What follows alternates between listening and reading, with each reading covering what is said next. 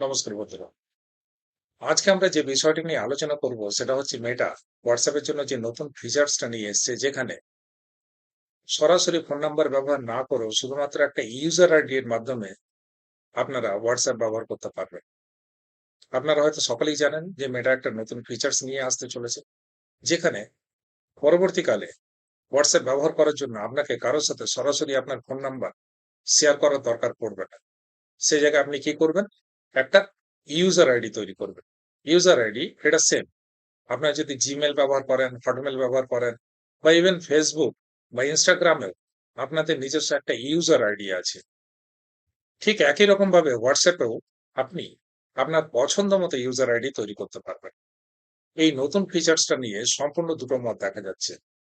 একটা মত হচ্ছে যে কারণে হোয়াটসঅ্যাপ এই ফিচার্সটা আনতে চলেছে, তার পিছনে বিজনেস রিলেটেড কিছু ডিসিশন থাকতেই পারে। আমরা সেটাতে যাচ্ছি না। আমরা দেখছি as a user how it is going to affect us. এখানে যদি আমরা পজিটিভ দিকগুলো দেখি তাহলে দেখতে পাবো যে অনেক সময় আমাদের দৈনন্দিন জীবনে অনেকের সাথে কমিউনিকেট করার দরকার পড়ে বাই ইউজিং হোয়াটসঅ্যাপ, এবং আমরা না চাইলেও আমাদের ফোন নাম্বারটা শেয়ার করতে হয়। আমরা জানি যে ফোন নাম্বার একটা খুবই গুরুত্বপূর্ণ ডেটা, যার সাথে আমাদের সমস্ত সরকারি নথিপত্র, আইডি কার্ড, আধার আইডি কার্ড, ড্রাইভিং লাইসেন্স, এগুলোর সাথে সরাসরি আমাদের ফোন নাম্বার যুক্ত আছে। এছাড়া যে কোনো ধরনের সরকারি নথিপত্র, যেখানে একটা গুরুত্বপূর্ণ ডেটা হলো আমাদের ফোন নাম্বার। এবং আমরা জানি যে এটা সবার সাথে সবসময় শেয়ার করা যায় না, কিন্তু বাধ্য হয়ে কমিউনিকেশনের স্বার্থে আমাদেরকে আমাদের ফোন নাম্বারটা শেয়ার করতে হয় if we want to use WhatsApp. এবং এখানেই মেটা বলতে চাইছি যে এখন থেকে আপনাকে সরাসরি আপনার ফোন নাম্বার শেয়ার করার দরকার নেই। আপনারা সেই জায়গায় আপনাদের ইউজার আইডিটা শেয়ার করেন, and by using that user id we can communicate with each other in whatsapp। তাহলে এটা একটা ভালো দিক, কিন্তু ভালো দিকের সাথে কিছু খারাপ দিকও আছে, এবং যেটাকে কেন্দ্র করে কেন্দ্রীয় সরকার মেটাকে নোটিশ পাঠিয়েছে। নোটিশে আছেটা কি? দেখুন, এখানে যে নতুন ফিচারটা এসেছে, যেখানে আমরা আমাদের পছন্দ মতো ইউজার আইডি তৈরি করতে পারবো, এখানে কোনো রেস্ট্রিকশন নেই। কিন্তু এই ফিচারটা ব্যবহার করেই যারা সাইবার ক্রাইমের সাথে যুক্ত, যারা প্রতারণার সাথে যুক্ত, তারা কি করতে পারে?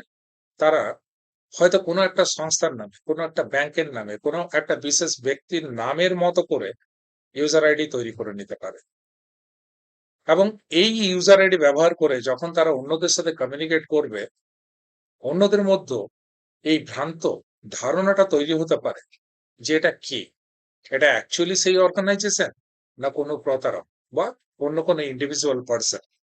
এবং এই ফিচারটা নিয়েই কেন্দ্রীয় সরকার মেটাকে নোটিশ পাঠিয়েছে যে এই ফিচারটা ব্যবহার করে কোনো ব্যক্তি বা কোনো পার্সন বা কোনো অর্গানাইজেশন যদি ভ্রান্ত ধারণা তৈরি করে, সমাজে যদি প্রতারণা করে, সাইবার ক্রাইম যদি করে, তাহলে মেটা এই ধরনের ইস্যুকে ট্যাকেল করার জন্য কি করবে, তারা কি ধরনের পদক্ষেপ নেবে। আমরা সকলেই জানি ভারতে হোয়াটসঅ্যাপ ইউজারের সংখ্যা it is more then 50 crore, 50 কোটিরও বেশি। তাই ভারতের মতো একটা জায়গায় যদি মেটা নতুন ফিচার্স নিয়ে আসছে, তাহলে এর রেজাল্ট কি হতে পারে? অবশ্যই কেন্দ্রীয় সরকার সেটা নিয়ে কনসার্ন হতেই পারে। এবং এই যে সিকিউরিটি কনসার্ন, এর উপর বেস করে কেন্দ্রীয় সরকার মেটাকে নোটিশ পাঠিয়েছে, এবং মেটাকে সরাসরি জানানো হয়েছে যে আগামী 3 দিনের মতো এর উত্তর দিতে হবে। এবং যতদিন না কেন্দ্রীয় সরকার এর প্রপার উত্তর পাচ্ছে, ততদিন কিন্তু মেটা এই ফিচারকে ভারতের বাজারে রিলিজ করতে পারবেন।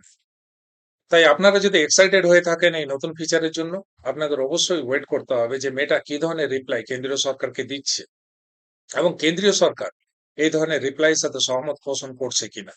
আশা করি আপনারা সমস্ত বিষয়টি সম্পূর্ণভাবে বুঝতে পেরেছেন। যদি কোনো প্রশ্ন থাকে আপনারা অবশ্যই কমেন্ট বক্সে জানান। দেখা হবে পরের সেশনে। Till then bye and take care.